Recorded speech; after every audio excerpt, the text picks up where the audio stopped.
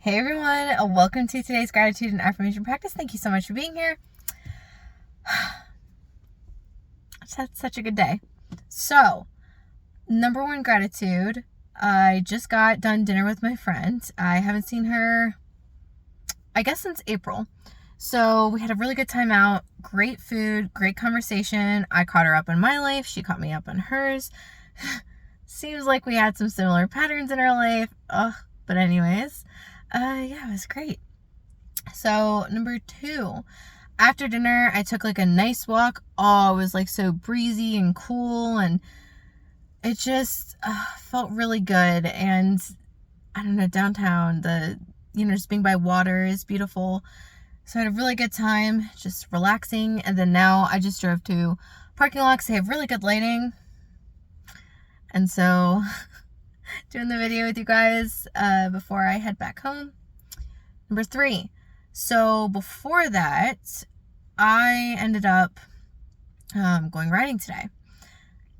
Always grateful for that. And I learned a couple of things, which I'll share in the message with you guys today. Number four. Also, having a great day today, like looks wise, like my skin is looking really good. I just got dressed up, the top, the lip gloss. I have like a little, I can't even see it. I have like a little scrunchie in my hair. And my hair is crazy long. This is how long it is when it's up. It's getting down to my waist. I don't know when I'm going to cut it, but we're here for the vibes, you know? What are we on? I think 4 was riding. So 5. So before riding, oh my God, guys, I'm so grateful for this. I actually slept in. I didn't set an alarm. I woke up at 8 o'clock. And so I didn't go to bed until 2 last night. So I woke up at 8 o'clock. I woke up at 10 or 8, 8:30, 10, 10:30, 11, 11:30. That can't be right. Or I got up at 11. There we go. So I'm just so grateful for that. I needed that sleep. And also my eye, you can kind of compare, and it's a little bit swollen right here, but it's not as red as it was last night. It was more swollen when I woke up. So I just took some ice cubes, put it on it, and it's gone better throughout the day. So I know that with sleep tonight, it's going to be perfectly fine. Number 6. There is the sweetest, cutest, most adorable cat. And I was just hanging out with him today. Oh my God, he's such a cuddler. Oh, and he was purring, and I was just massaging his little muscles, and like he was stretching out for me. Oh, I cannot wait to hang out with him tomorrow. So that is what am I saying? Number 5. And then number 6.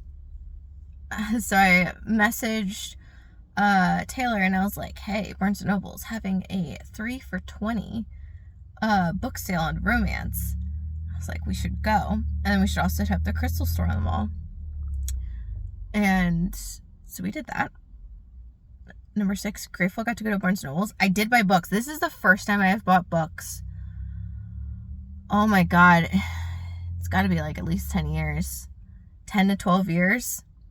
It's been a really long time. I usually buy them on my Kindle now, but I got some actual books, so we're going to be reading them, maybe starting with tonight. I don't know, Number 7, grateful that they also have a Starbucks in there. It's like all my favorite things, right? Starbucks, not for coffee, but just for a drink and some food, because I didn't eat till like noon, 1 o'clock today.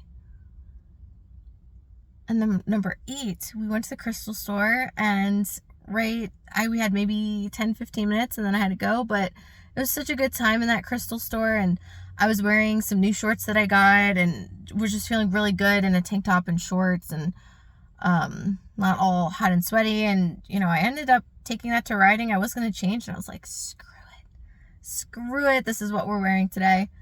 So that's my number 8. New shorts, also new socks, and these socks have been pretty nice. All my socks, I don't know what it is, have gotten holes in them. And the socks that I have are Under Armour, so I don't know what is up with the Under Armour socks? They just haven't lasted me very long. So instead, I've just got Target brand socks. And so far, they seem okay. There's a running brand of socks that I really like, but they're expensive. It's like $30 for, it's like 3 or 4 pairs. So I have like, I don't know, between 6 and 8 pairs of them. And I was like, I don't want to spend that much on socks right now. Number 9 for the day. Grateful this is an earlier night. And we're going to sleep in a little bit this morning, or tomorrow morning. It's going to be a really good start to the week. And then 10 for the day. Ooh, I still haven't messaged my dad. I need to tell him where the keys are for the car he let me borrow. But yeah, so after I talked to you guys, I took the car back, put gas in it, drove all the way back. It was good. It was a really nice drive. And there's been lightning and some thunder. It hasn't rained today, but it was nice to see that yesterday. 10 for the day. 10 for the day is grocery shopping. So we've been doing some relaxing things, of course, taking rest for myself, which is something I'm going to work on throughout the rest of the year, is improving my sleep. So we took rest, we grocery shopped, we hung out with friends, we rode, what else? We did something fun. Also, when I was in the bookstore, oh my gosh, so my friend Jose calls me. He's like, hello, how are you? And he was driving, and I was in the bookstore, so I didn't have great service, but I was like, hey, can I call you later? I'm feeding my addiction right now with books. So he was in the car with somebody else that he had introduced me to. His name was Crispy. And you ever meet somebody and they're just such a unique individual, and you just love them so much for just their individuality, and you're just like, you are a fascinating, beautiful creature. And so his name's Crispy, and he genuinely just, I don't know, with him just embodying himself, like he's just such a fun person. And so Jose's on the phone, and I was like, hey, can I call you later? He's like, yeah, but guess who I have in the car with me? And I was like, I don't know. He's like, Crispy. And I was like, Crispy, how are you doing? And so Crispy apparently was asking me if I was okay. And I was like, yeah, why wouldn't I be okay? He goes, well, you said you were feeding your addiction. But he heard, instead of book, he heard Coke. And I was like, no. I said book, not Coke. But I can see where the discrepancy is there. But to each their own. That is not fun for me, but books are fun. And so I was like, well, I guess books can kind of be like that.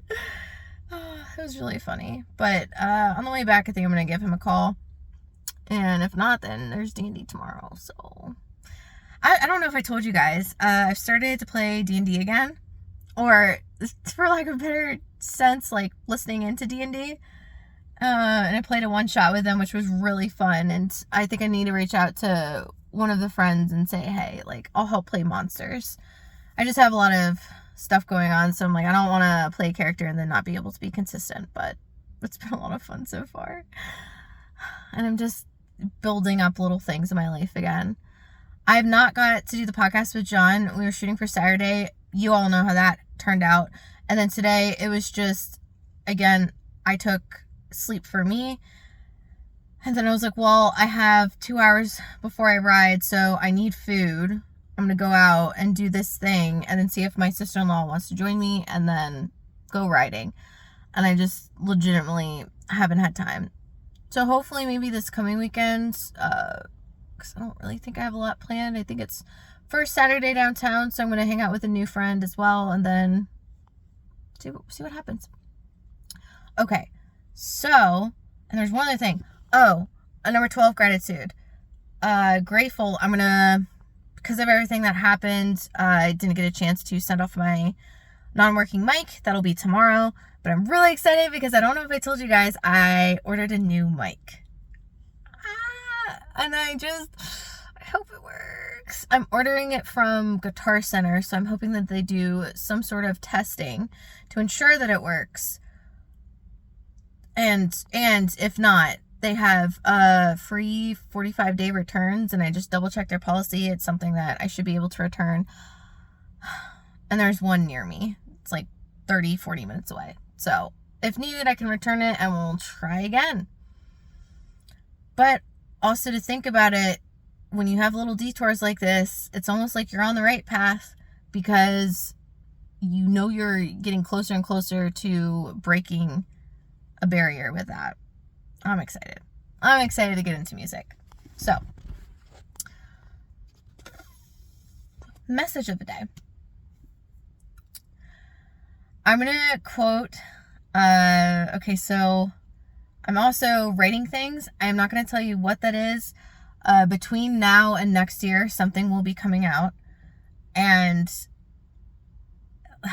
like, it's writing itself right now, and it's absolutely beautiful. But to quote something within that, if you have to be anything, be present. Let me explain to you guys what happened in my writing session today. So there's a couple horses that I cycle through when it comes to riding. And so I've been working with Lucky. Now, Lucky is he's a more sensitive horse than Slim. He also is, and by sensitive, I mean like, just like as a horse personality in general, but also energetically, he's very sensitive. And then he tends to run more prone to anxiety. And so I've rode him maybe 4 or 5 times, between 3 and 5 times. And when I first was on him and riding, I had to really be conscious and present of just holding calmness and just strength. And I don't have to put in a lot into my request, because when you're working with an anxious horse, when you start requesting things, just a request alone can carry so much energy that it tips them over the edge or just increases the anxiety, even if they're doing what you request them to do. So it's funny, because I came into today wanting to work on embodying myself and giving space for the partnership and doing some groundwork with energy. Last year, David had a session with me, and he was explaining to me how to make a horse move just using energy and putting more and more energy in, and like ramping up the requests, and like picturing a cougar, and like, you know, pushing energy out. And I tell you, when I tried to do that, I've always felt like my palms had weak energy. I tried to do that, and I was putting so much force behind it, and it felt like my energy was plugged up. I would bend over and just be like panting, like, and he's like, it doesn't take that much effort. And I was like, no, like I'm stopped up, like I can feel it. I had a Reiki session later on in the year, and it really, really helped. I can feel the energy flowing through it now. A couple other things happened with that, but that's a quick aside to say, like, if you feel something is weird or off or not right with your body, and you are present enough to know that it's not just you, chances are 100% of the time you're probably right. And so there's more tools than just working with your mentality that your body might need. So I was really excited to try this again today. And so what we were working on with it was to get him to, of his own volition, come down and to the end of the ring where we could get tacked up and, you know, not have me just walk up and put a halter on him. And I am so proud of myself, guys. I have been doing so much work with myself for the past couple of years. But going back to the message, if you can be anything, be present. I have really come to understand in this last month that everything comes back to your presence, and everything comes back to how strongly you can embody yourself and your presence. So I was holding my presence and just being patient. And in holding my presence, I was sending the request of, I am holding this very strong energy and presence, but like, I need you in partnership, but I'm not invading your presence or your space. And I would get him eventually, and I was sending energy with my palms to like push on his hindquarters to get him to like turn. David teaches, make the right thing easy, the wrong thing hard. When something's happening with the wrong thing, you apply pressure. And when the right thing is happening, you take the pressure off. I'm telling you guys, if you want to learn and understand how to have effective relationships in life, go writing. Find someone who works from an energetic perspective, because the principles and tools that you learn are directly applicable. So I'm doing this, and I'll get him to turn. He'll start walking with me, and then we'll start all over again. He'll like decide, nope, go back. He was like really anxious about not being with the herd today. Horses are herd creatures.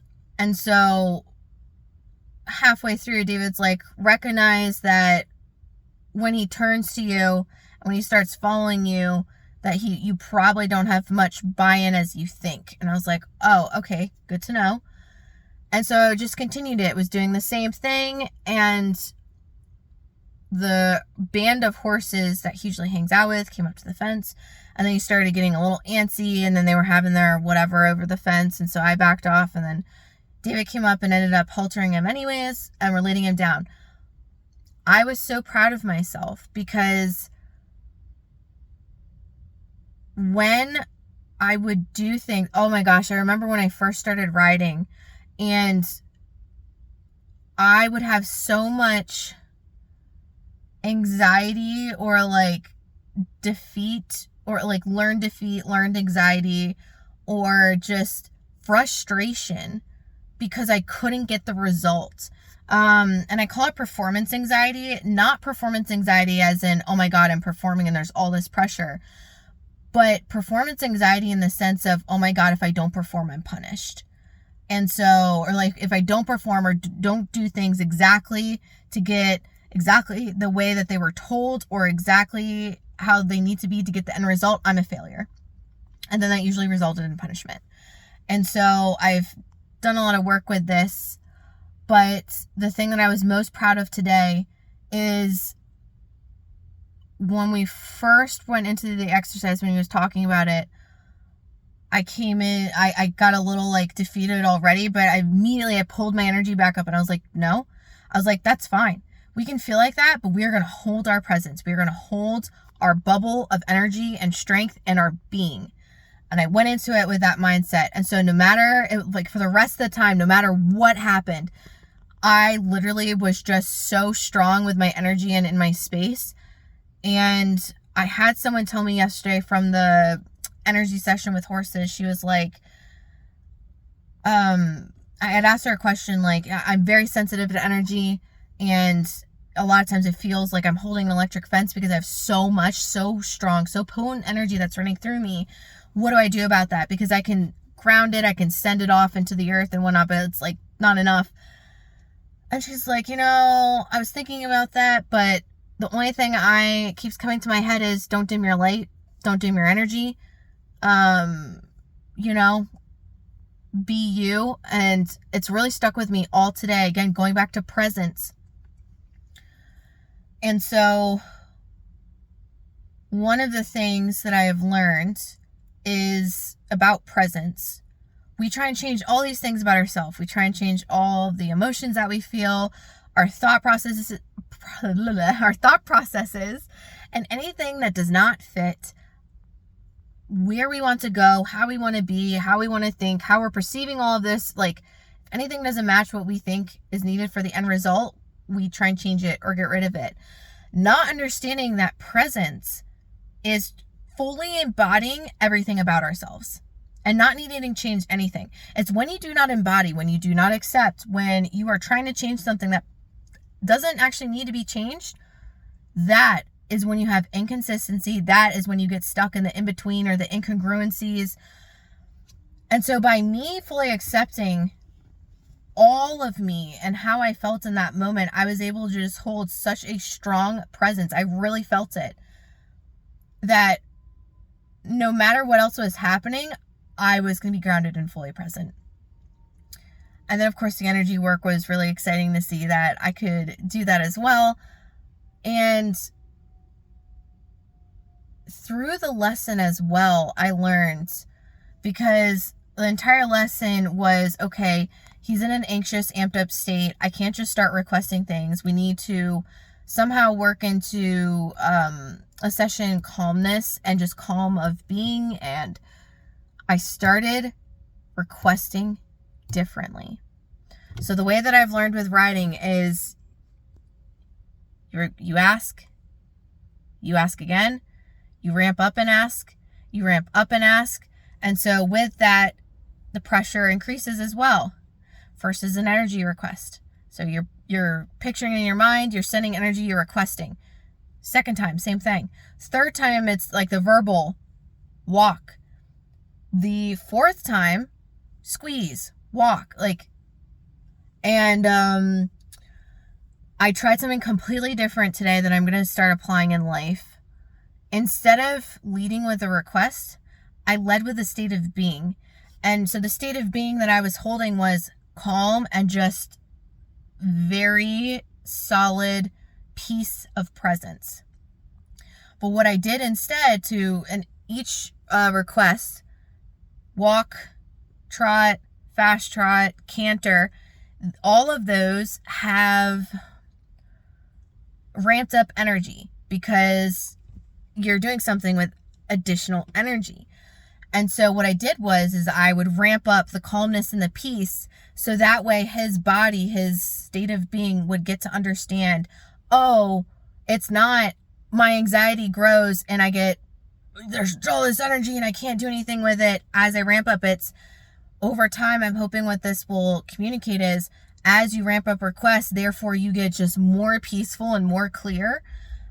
I'm really fascinated to see how this is going to work. I'm going to try it on other horses as well. But it also taught me that really the most important thing is your being and the state of your presence. And the reason why we have so many hardships and troubles with presenting in life is because we're presenting a fractured story. We're presenting an inauthentic story. We're presenting something confusing that people can energetically feel. And we may or may not even be aware of the fact that they can feel this, but this is all happening subconsciously.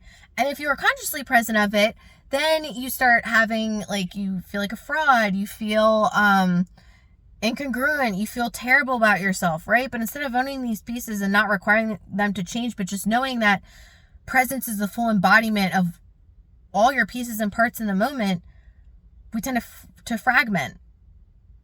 And then we wonder why, it's not working out, or things aren't coming together, or, the story is incorrectly taught that you need to be just of such oneness with the results. I'm thinking about, if you want to win, I don't know, a baseball game, right? There's a lot that goes into mentality and clarity of focus, and just that oneness of I am doing all these things to get this end result. I actually think you could still get the end result with having other things in your field, but it's about not attaching to those things and just accepting them as it is, and just refocusing on the direction of where your being is going. And I've even had success with this when it comes to, you guys know, the last couple of months, I've been super consistent with saying things that I've been doing for myself every single day. And lately it's been more self-care, but I'm also in a place where I'm you know what, self-care, as I'm working to a more balanced life, as I am entering in this new chapter of my life, highly important. And so if you can be anything, be present. And we don't like being present because there's so many emotions and things that go into our presence. We don't like our present reality. Cool. You don't need to like it. You actually don't need to attach to your present reality.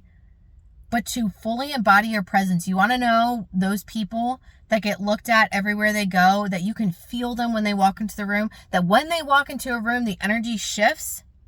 Let me tell you, we label that as confidence, and confidence does help with that. But I tell you, any single person can have that type of energy. How? Embodying your presence and owning your presence. And all owning is the acceptance of what is. So that is the message of the day. Affirmation time. Number 1, as always, I'm divinely guided and supported. I can ask for help whenever I need it. With gratitude, I humbly ask for help today. If you haven't watched yesterday's video, like, that affirmation means something different to me now, so go watch it. Number 2, I love myself deeply, fully, and completely. I accept all components, pieces, parts, and energy of myself. I fully embody it. I embrace it. There is no access for anything else to use. It's mine. Number 3, I'm a person that everything works out for easily, effortlessly, quickly, in my highest favor, with me, fully supported, and for the good of all. Number 4, everything is already worked out for me. I can be in my fun play in a state of receiving and just. Number 5, I am joy. I am love. I embody joy and love. I love giving myself unrestricted joy and love, and it comes back to me tenfold what I give myself. Number 6,